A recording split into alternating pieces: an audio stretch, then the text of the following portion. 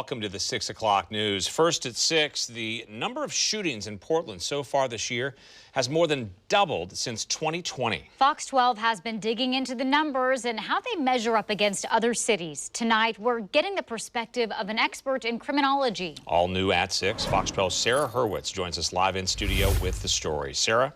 Well, yeah, I spoke with Chris Henning, a Portland State University professor of criminology and criminal justice. He says we cannot ignore the dramatic spike in shootings within the last year in Portland. But if we take a deeper dive, it is important to understand the crime trends over a longer period of time. Professor Chris Henning says it's important to understand context. Over the last 5 years, he says Portland's seen a rise in violent crime. There have been 474 shootings in Portland this year, more than double the number of shootings from this time last year.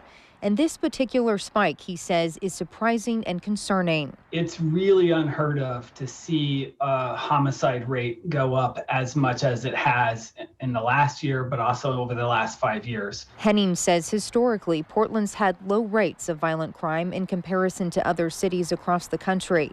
He says in one study looking at 34 different cities, most saw an increase in homicides from 2019 to 2020. The difference that we see in Portland is that our increase was almost twice what it was across the average of those other 34 cities. Henning says there's something unique and concerning that's happening in the city of Roses.